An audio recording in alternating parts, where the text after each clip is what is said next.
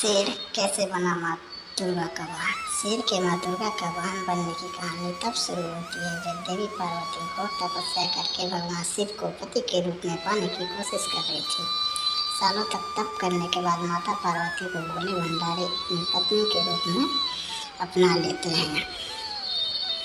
इसी बीच तपस्या की वजह से माँ पार्वती का रंग काफ़ी काला पड़ गया था। एक दिन ऐसे ही बातचीत के दौरान भगवान शिव माँ पार्वती को काली कह देते हैं। यह बात उन्हें पसंद नहीं आती। वो नाराज होकर दोबारा तप करने के लिए चली जाती है।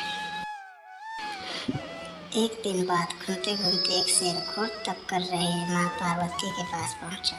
उन्हें खाने की इच्छा से वो वहाँ घूमता रहा। माँ को तप में लीन देखकर शेर भी वहीं इंतजार करता रहा। देवी का इंतजार करते करते सालों बीत गए। शेर माँ पार्वती के तेज की वजह से उनके पास नहीं पहुंच पाता था। कोशिश करता और असफलता हाथ लगने पर दोबारा लौटकर कोने में बैठ जाता है।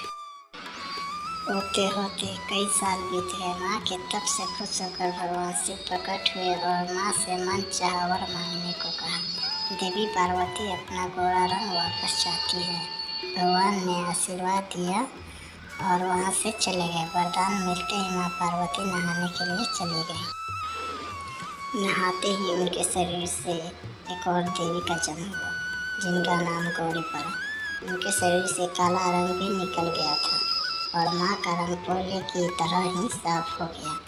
इसी वजह से माता पार्वती का नाम गौरी भी पड़ गया। नहाने के कुछ देर बाद माँ की नज़र शेर पर पड़ी।